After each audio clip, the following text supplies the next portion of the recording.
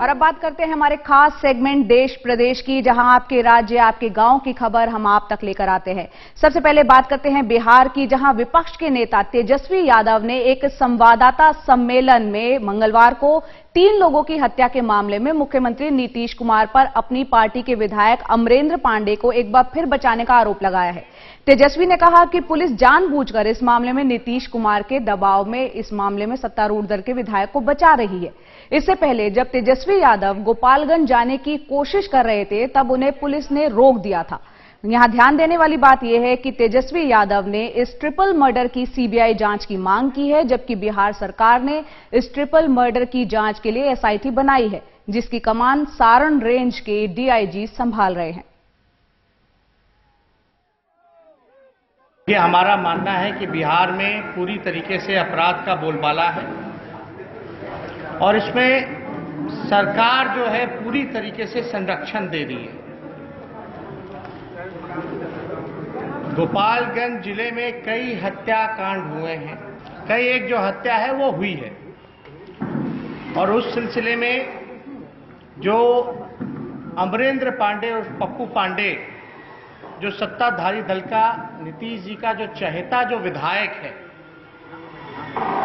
उसके खिलाफ कई साक्ष्य हैं और अगर इन्वेस्टिगेशन की अगर बात की जाए तो इन्वेस्टिगेशन जो है पता नहीं कहां मरा पड़ा है। मतलब कि साफ साफ जो है अब तक कोई गिरफ्तारी नहीं। अलग अलग साल के जो है एफआईआर है, नाम दर्ज है, साक्ष्य है, सब चीजें हैं, लेकिन गिरफ्तार नहीं होती। और इस वक्त हमारे सहयोगी पटना से मनीष कुमार हमारे साथ जुड़ गए हैं इसी पर ज्यादा जानकारी के साथ।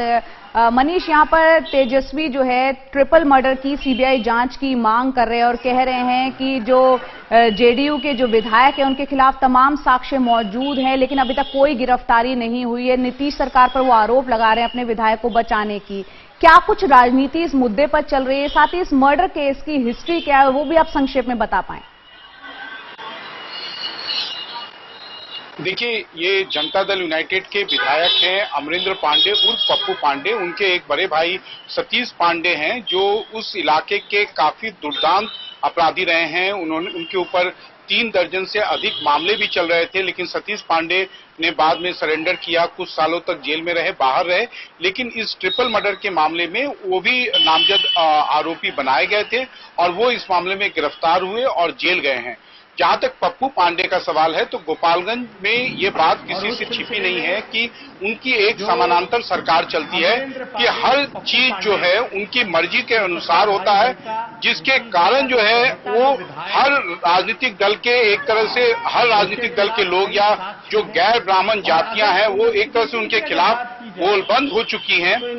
और इस मामले में जहां तक है कि उन्हें नामजद आरोपी बनाया गया, जो एक राजद नेता है जो पहले सीपीआईएमएल में थे और उनके परिवार के 3 लोग मारे गए और इसी मामले में लेकिन पुलिस ने उनके खिलाफ कोई अभी तक कार्रवाई नहीं की है, क्योंकि अमरेंद्र पांडेय न केवल जनता दल यूनाइटेड के विधायक हैं, लेकिन ये भी माना जा रहा है कि उनको मुख्यमंत्री नीतीश कुमार का एक तरह से वरदहस्त प्राप्त है, इसलिए पुलिस जो है उनके खिलाफ कोई भी कार्रवाई करने से बच रही है। जया जी बहुत बहुत शुक्रिया मनीष इस पूरी जानकारी के लिए। तो पुलिस उस विधायक के खिलाफ जिसके सर पर बताया जा रहा है नीतीश कुमार का हाथ है, उसके खिलाफ जो कि नामित आरोपी बताया जा रहा है ट्रिपल मर्डर केस में, उसके खिलाफ कार्रवाई करने से साफ तौर पर बच रही है। और आपको बता दें कि इस साल बिहार में विधानसभा चुनाव होने जा रहे हैं और बीजेपी की तैयारियां कुछ अलग अंदाज में होने जा रही है। केंद्रीय गृह मंत्री और बीजेपी के पूर्व अध्यक्ष अमित शाह 9 जून को एक वर्चुअल रैली करने वाले हैं, जिसकी तैयारियां जोर शोर से चल रही हैं। आपको बता दें कि इस रैली में 1 लाख लोगों के भाषण सुनने का इंतजाम किया गया है। तो कोरोना काल में कैसे चुनाव की तैयारियां की जाए, इसके लिए बीजेपी खेमे में ये तैयारी चल रही है। और अमित शाह की इस वर्चुअल रैली पर आरजेडी के नेता तेजस्वी यादव ने ट्वीट किया है। उन्होंने लिखा है कि जिस दिन बीजेपी की रैली होगी उस दिन विरोध में आरजेडी गरीब अधिकार दिवस मनाएगी। ट्वीट में लिखा है कि कोरोना की संख्या लगभग 2 लाख पहुंच गई है, गरीब पैदल चल भूखे मर रहे हैं, लेकिन बीजेपी 9 जून को डिजिटल रैली निकालेगी। बीजेपी दुनिया की पहली ऐसी पार्टी है जो अपने लोगों के मरने पर जश्न मना रही है। जिस दिन बीजेपी गरीबों की मौत का जश्न मनाएगी उसी दिन प्रतिकार में हम गरीब अधिकार दिवस मनाएंगे। और अब बात करते हैं मध्य प्रदेश की, जहां अपनी फसल को बेचने का इंतजार कर रहे एक और किसान की जान चली गई है। 7 दिन में राज्य में ये दूसरे किसान की मौत है। देवास जिले के 65 साल के जयराम मंडलोई अपनी फसल बेचने खरीदी केंद्र गए थे। यहां लंबे इंतजार के बाद उन्हें दिल का दौरा पड़ा, अस्पताल ले जाया गया, लेकिन वहां उनकी मौत हो गई। 29 मई को ये खरीदी केंद्र पहुंचे थे, लेकिन 30 और 31 मई को वो इंतजार करते रहे और उनकी तबीयत काफी बिगड़ गई। उनके परिवार का आरोप है कि उन्हें पहले से कोई बीमारी नहीं थी, जबकि राज्य के कृषि मंत्री कमल पटेल ने एक बेतुका बयान देते हुए कहा, किसी को भी दिल का दौरा पड़ सकता है। एनडीटीवी के दोबारा इस मुद्दे पर पूछने पर कहा कि ये नेगेटिव सोच नहीं है। क्यों किसान ऐसे एक एक करके दूसरे किसान, मेरी बात सुनो मेरे भाई, हार्ट अटैक से आपने कभी ये नहीं देखो, ये जो नेगेटिव सोच है ना, ये ठीक नहीं है। अभी आप पत्रकार हैं, 10 पत्रकार इकट्ठे होते हैं तो तुम लॉकडाउन का प्रयोग नहीं कर सकते, तो लाखों लोग जहां आते हैं और उसमें ये ज्यादा नहीं कि 122 लाख मीट्रिक टन तो हमने गेहूं खरीद लिया, चना हम खरीद रहे हैं, सरसों हम खरीद रहे हैं, जो कांग्रेस बिल्कुल नहीं खरीद रही थी।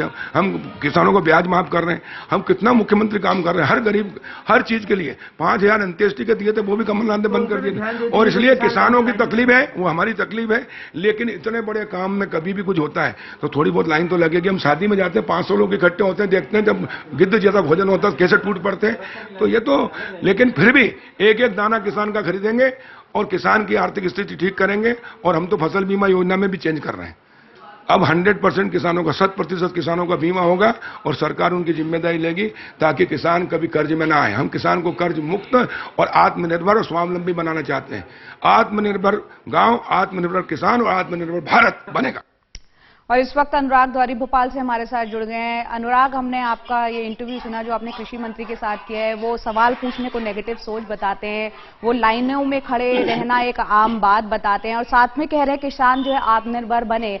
किसान आत्मनिर्भर कैसे बनेगा जब वो अपनी फसल बेचने के लिए उसे 2 से 3 दिनों का इंतजार करना पड़ेगा और हालत उसकी ये हो जाएगी कि उसका दिल का दौरा पड़ने से मौत हो जाएगी। कृषि मंत्री अपने इस बयान को कैसे ठीक बता पा रहे हैं? कृषि मंत्री हैं, वो तो कुछ भी ठीक बता देंगे। आप देखिए, वो अपने भाषण की शुरुआत ही हमेशा नरेंद्र मोदी और आप कोई भी सवाल पूछ लीजिए शिवराज सिंह चौहान के जय जयकार से ही करते हैं। और उन्होंने इस बात से इनकार था कि हम फैक्ट्स नहीं बता रहे, हम फैक्ट्स हमेशा बताते रहते हैं। हमने ये भी बताया, अभी फिर से सरकार की रिलीज आ गई कि 4527 खरीदी केंद्रों पर 15,55,453 किसानों ने अपनी उपज का समर्थन मूल्य प्राप्त किया है। पंजीयन 19,46,000 किसानों ने समर्थन मूल्य के लिए कराया था। 15,29,122 लाख मीट्रिक टन गेहूं का उन्होंने विक्रय किया है और सरकार ने लगभग 17,430 करोड़ रुपए भुगतान कर दिया है। बावजूद इसके हर खरीदी केंद्र पर आप चले जाइए प्रदेश में, सरकार की बात हमने रख दी। प्रदेश के मुखिया ने कहा था कि लॉकडाउन की वजह से हर सहकारी समिति हम व्यवस्था करेंगे कि हर दिन हर सहकारी समिति से 6 लोगों को एसएमएस आए, कोई भीड़ ना हो। आप जाकर देख लीजिए, कई किलोमीटर लंबी लाइन आपको मिल जाएगी। कई दिनों से किसान अपनी बारी का इंतजार कर रहे हैं, पहले ही वो परेशान है, ऊपर से लॉकडाउन में इस बार मुश्किलें इसलिए भी दूनी है क्योंकि वो सरकार तो कह रही है कि आप सोशल डिस्टेंसिंग का पालन कीजिए। एक ट्रैक्टर ट्रॉली में पहले 3-4 किसान आ जाते थे छोटे, और वो कम से कम अगर 3-4 दिन इंतजार भी होता था तो ट्रैक्टर का खर्चा हो, डीजल का खर्चा हो, बढ़ जाता था। अब ये भी नहीं हो रहा है और ऐसे में इस तरह के बयान देते हैं जब 2-2 किसानों की हफ्ते भर में मौत हो गई सिर्फ तुलाई का इंतजार करते करते। तब ये कहीं जाकर कोई मंत्री जाकर देखता कि क्या व्यथा है, बारदाने की कमी है। कल कई जगहों पर बारिश हुई है, खुले में पड़ा गेहूं सूख गया, सड़ गया है। इसके बावजूद सरकार के कानों पर जू तक नहीं रेंगे और इस तरह के बयान आ रहे हैं। बिल्कुल इस तरह के बयान आ रहे हैं, सरकार के कानों पे जू नहीं रेंग रही है। 7 दिन में 2 किसानों की मौत। अनुराग, क्या कोई मुआवजे का भी कोई ऐलान हुआ है? बहुत ही संक्षेप में। जी बिल्कुल, सरकार ने कहा है कि जो भी प्रावधान है उसके तहत 4 लाख रुपए मुआवजे की जो व्यवस्था है वो परिवार के लिए कर रहे हैं। वहां के प्रशासन ने भी इस बात की पुष्टि की है। जी बहुत बहुत शुक्रिया अनुराग इस पूरी जानकारी के लिए। और अब खबर उत्तर प्रदेश से, जहां 22 साल के एक शख्स की जान इसलिए ले ली गई क्योंकि वो अपने पड़ोस में रहने वाली एक लड़की से प्रेम करता था। प्रेम में पड़े इस युवक को पहले पेड़ पर लटका दिया गया, बाद में उसे जिंदा जला दिया गया। ये घटना यूपी के प्रतापगढ़ जिले की है। जब तक पुलिस गांव पहुंची उसे मिली सिर्फ जले शव की राख। पुलिस जब घटनास्थल पर पहुंची तो उसे मृतक के परिवार वालों और गांव वालों के गुस्से को भी झेलना पड़ा। पुलिस की 2 गाड़ियों को आग के हवाले कर दिया गया। इस पूरे मामले में बताया जा रहा है कि अब तक 2 लोगों को गिरफ्तार किया गया है। हमारे सहयोगी कमाल खान लखनऊ से जुड़ गए हैं। कमाल, ये पूरा क्या वाकया है, क्या केस है, अब तक कितनी 2 गिरफ्तारी बताई जा रही है, कितने लोग इन्वॉल्व हैं इस हत्या में?